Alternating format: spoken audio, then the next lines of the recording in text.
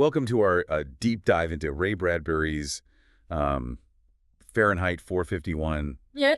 And we're not here to do like a book report or anything. We Right. want to kind of extract some key insights about this future society that he creates and like how it reflects, maybe even warns us about our own world. Yeah. I mean, picture this, right? A world where firemen don't put out fires, they start them. Oh, And yeah. specifically to burn books. Yeah, it's such a chilling concept, he flips our whole understanding of what a fireman is, right? They're supposed to be these saviors, these heroes, Right. and he kind of turns them into these, agents of destruction. Yeah, and it's not random pyromania. Right. There's a system behind this, right? Yeah. There's a real fear driving it, like that line in the book. A book is a loaded gun in the house next door. Burn it. Take the shot from the weapon. Breach man's mind. That quote really sums it up, doesn't it? It's not really about the physical books themselves. It's the ideas they represent that are terrifying. Right. It's that potential for independent thought, for questioning the status quo. That's what they're really afraid of. But how do you control a population like that? I mean, wouldn't people just rebel against such blatant censorship? That's where Bradbury's genius really shines through, I think. Okay.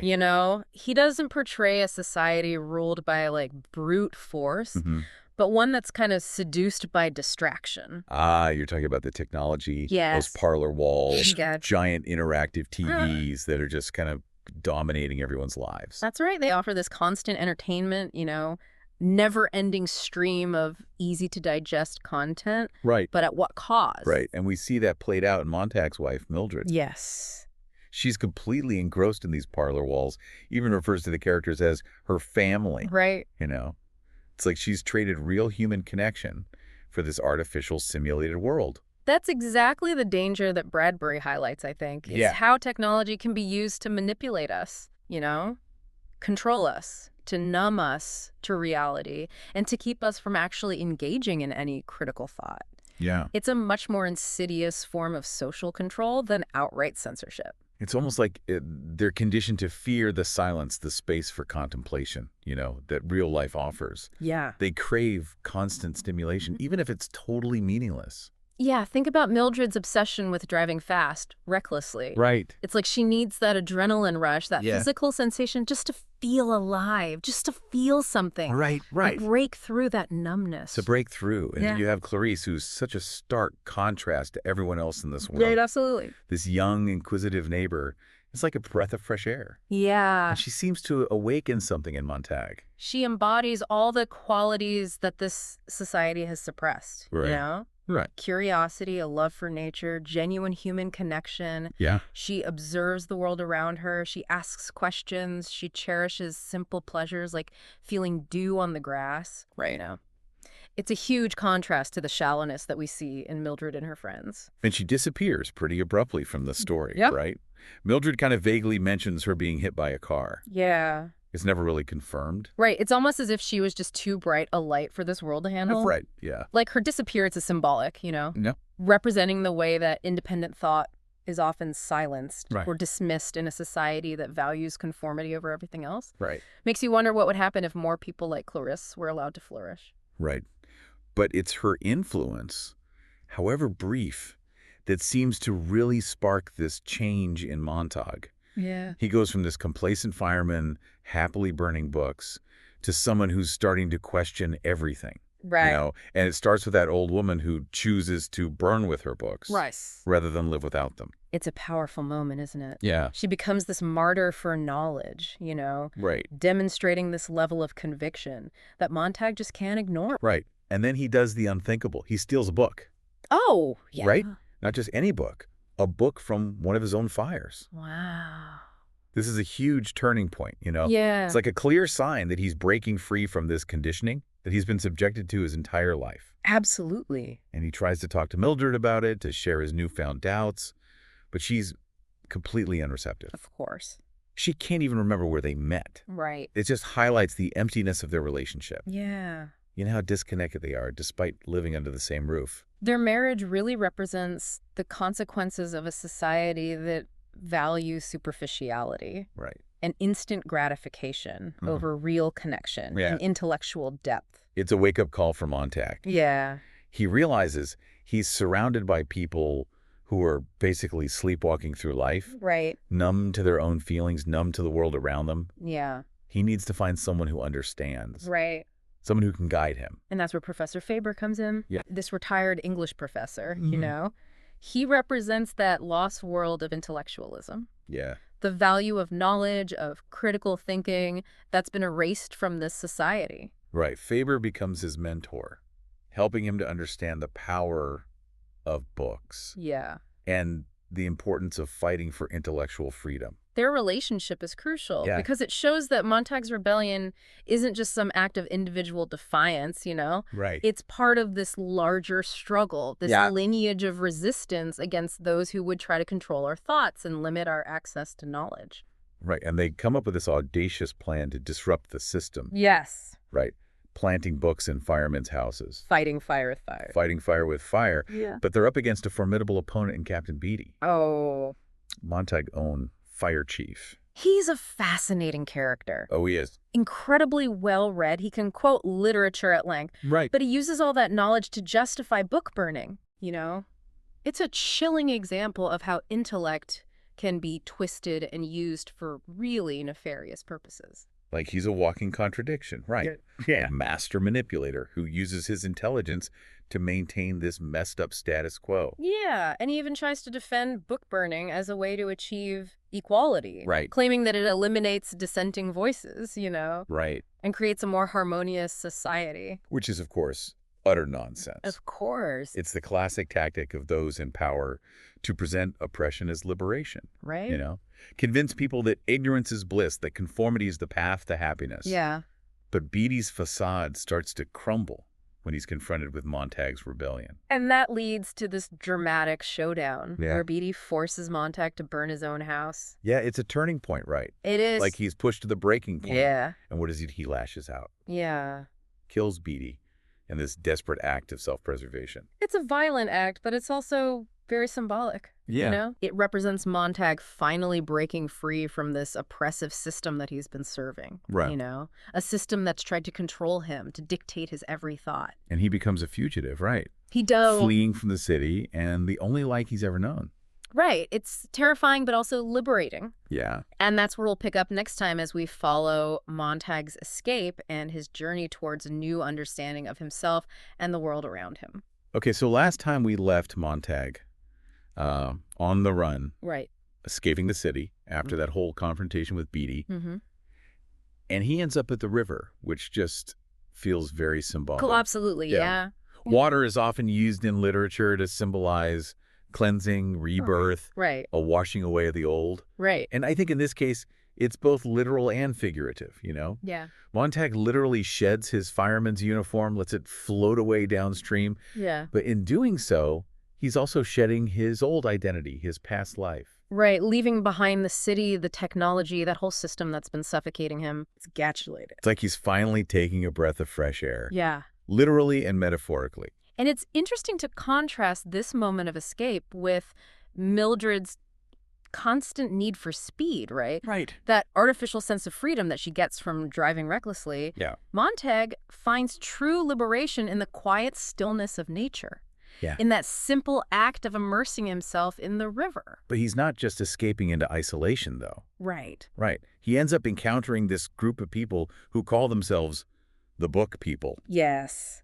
And get this, they've each memorized an entire book. It's a brilliant concept. It is. Yep. In a world where physical books are outlawed, Right. these individuals have become living libraries, Right. preserving knowledge and literature within their own minds. Wow. It's like they've turned themselves into walking, talking vessels of culture, Yeah, exactly. But how did they even come up with this idea?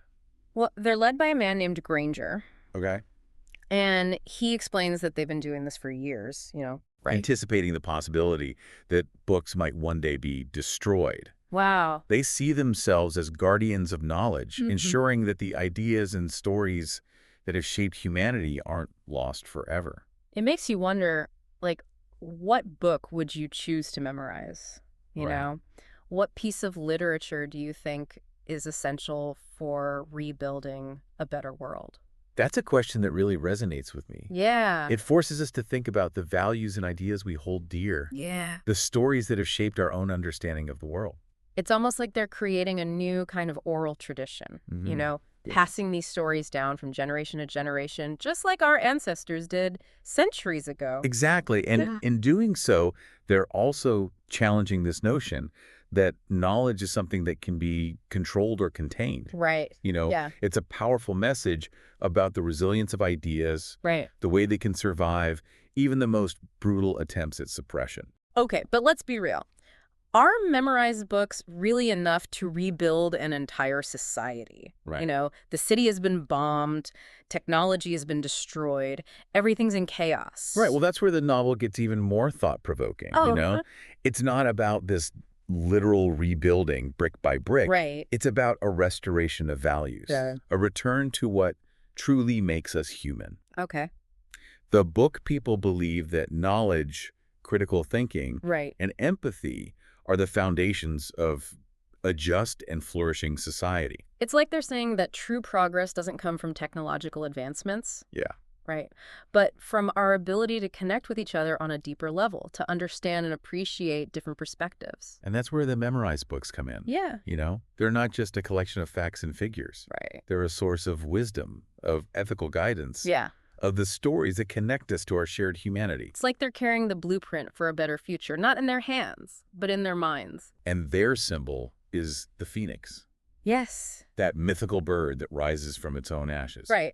Granger describes it as a symbol of rebirth, Mm-hmm. of the cyclical nature of destruction and renewal. Right. He says, we know all the damn silly things we've done for 1,000 years, and as long as we know that and always have it around where we can see it, someday we'll stop making the goddamn funeral pyres and jumping into the middle of them. It's a powerful message. Right. It is. Acknowledging our past mistakes, Yeah.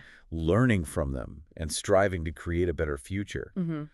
But it's also a reminder that that cycle of destruction and rebirth is ongoing. Right. We can't just assume that once we rebuild, we're safe. Right. We have to be constantly vigilant, Yeah. constantly learning, and constantly evolving. And that's where the concept of remembering comes in. Mm. The book people believe that remembering is essential for preventing us from repeating the mistakes of the past. Like Granger says, we're going to meet a lot of lonely people in the next week and the next month and the next year.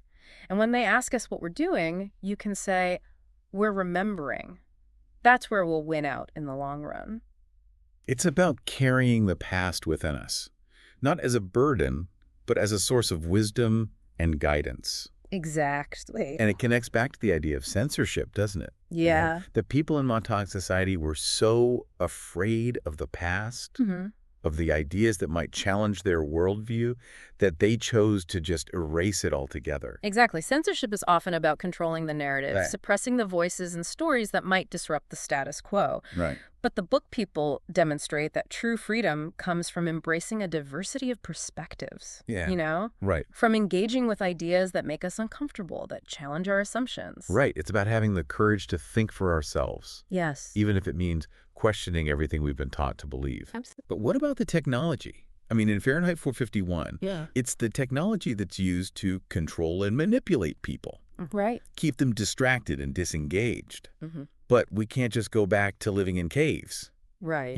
Technology is a part of our lives, Of course. Yeah. for better or worse. That's the challenge, isn't it? Yeah. Finding a way to use technology responsibly, Right. to harness its power for good without letting it kind of dominate our lives. Right. But Bradbury isn't advocating for a complete rejection of technology. Right. He's warning us about the dangers of becoming too reliant on it, of letting it replace real human connection and critical thinking. It's like he's saying technology can be a tool, but it shouldn't be our master. Exactly.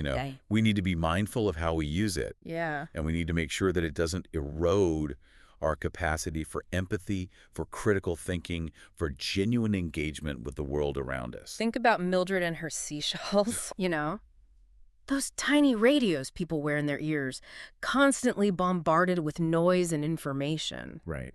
It's a chilling foreshadowing of our own obsession with headphones and earbuds, isn't it? Yes. The way we can isolate ourselves from the world even when we're surrounded by people. Right. And the parlor walls, those giant interactive TVs that dominate people's homes in the novel, Yes. feel eerily similar to our own obsession with screens, They do. Our smartphones, our computers, our televisions, you know.